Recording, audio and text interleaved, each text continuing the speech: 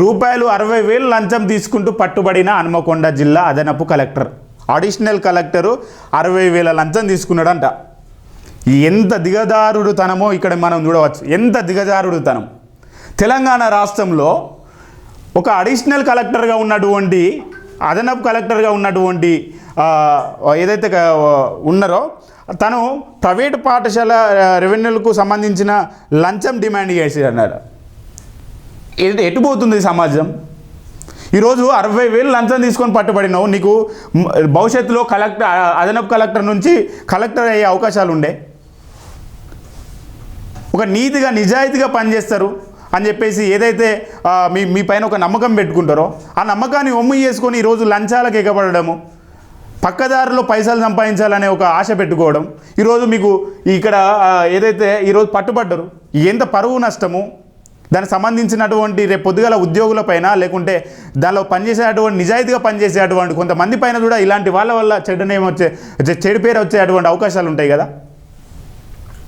ఈరోజు కలెక్టర్ తర్వాత కలెక్టర్గా ఉన్నటువంటి వ్యక్తి 60,000 డిమాండ్ చేస్తున్నాడంటే మరి పెద్ద స్థాయిలో ఉన్నటువంటి వాళ్ళు ఇంకెంత డిమాండ్ చేస్తున్నారు? తెలంగాణ రాష్ట్రంలో అవినీతి రోజు రోజుకు పెరిగిపోతున్నది. ఎక్కడ చూసినా మొన్న ఎస్ఐ దొరికిండు, సిఐ దొరికిండు, ఇంకోరు దొరికిండు, ఇలాంటి అనేక అంశాలు తెర మీదకి వస్తున్నాయి. లంచాన్ని ఎందుకు అరికట్టలేకపోతున్నారు తెలంగాణ రాష్ట్రంలో? ఇలాంటి వాటిని వెంటనే సస్పెండ్ చేయాలి.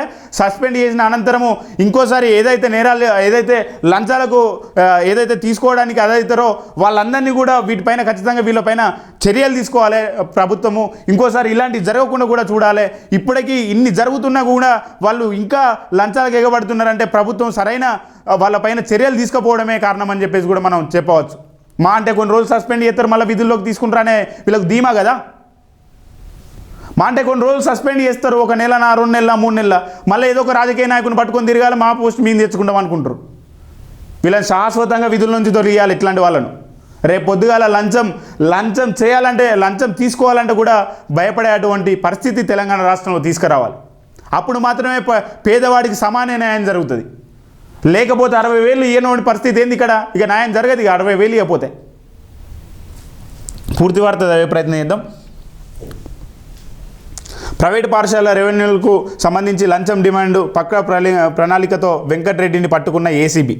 జిల్లా ఇన్ఛార్జు డిఓగా అదనపు బాధ్యతలు నిర్వహిస్తున్న వెంకటరెడ్డి తెలంగాణ రాష్ట్రంలో ఒక అదనపు కలెక్టర్ అవినీతి నిరోధక శాఖ ఏసీబీ అధికారులకు చిక్కారు. హన్మకొండ జిల్లా కలెక్టరేట్లో అదనపు కలెక్టర్ వెంకటరెడ్డి రూపాయలు 60,000 లంచం తీసుకుంటూ ఏసీబీ అధికారులకు రెడ్ హ్యాండెడ్గా పట్టుబడ్డారు. ఒక ప్రైవేట్ పాఠశాల రెవెన్యూల కోసం ఆయన లంచం డిమాండ్ చేసినట్లు సమాచారం. పాఠశాల యాజమాన్యం ఈ విషయంపై ఏసీబీ అధికారులకు ఫిర్యాదు చేసింది.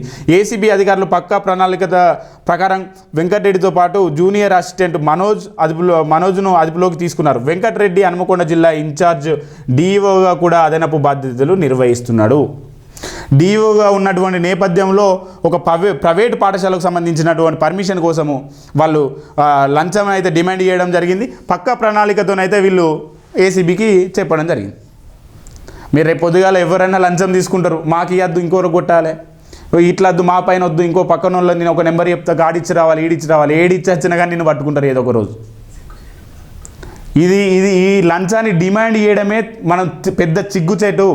ఒక అదనపు కలెక్టర్ బాధ్యతలో ఉన్నటువంటి వ్యక్తి 60,000 లంచం తీసుకొని దొరికిండు అంటేనే సమాజంలో సమాజంలో తలవంచుకోవాల్సిన విషయం. ఈరోజు ప్రజలకు న్యాయం చేయడానికి ఏదైతే మనము ఒక గవర్నమెంట్ ఉద్యోగం సాధించి ఎన్నో కష్టాలు పడి ఒక ఉద్యోగాన్ని సాధిస్తాము, ప్రజలకు సేవ చేయాలని చెప్పేసి కూడా ఉద్యోగాలకు రావడం జరుగుతున్నది. నెలకు 2-3 లక్షల శాలరీ వస్తుంటుంది. ఎందుకు ఈ 60,000 లంచం తీసుకొని ఈరోజు నీ ఉద్యోగాన్ని కూడా రోడ్డు పాలు చేసుకున్నావు? చాలా ఆలోచించాల్సిన విషయము. ఇక్కడ జిల్లా ఏదో అడిషనల్ కలెక్టర్ దగ్గరే కాదు, రెవెన్యూ శాఖలో జరుగుతుంది, ఎంఆర్ఓ ఆఫీస్లో జరుగుతుంది, పోలీస్ శాఖలో జరుగుతుంది, అనేక రంగాలలో లంచాలు అయితే తీసుకుంటున్నారు. ఈ లంచాలు తీసుకొని ఎవరైతే ఉన్నారో వీళ్ళపైన ఖచ్చితంగా ప్రభుత్వం తగిన చర్యలు తీసుకోవాలి. వీళ్ళని సస్పెండ్ కాదు, మళ్ళీ వీళ్ళకు జీవితంలో ఉద్యోగాలకు తీసుకోకుండా కూడా ఒక మంచి నిర్ణయం తీసుకోవాలని చెప్పేసి కూడా మేము కోరుకోవడం జరుగుతున్నది. మరొక వార్త చూసే ప్రయత్నం చేద్దాం.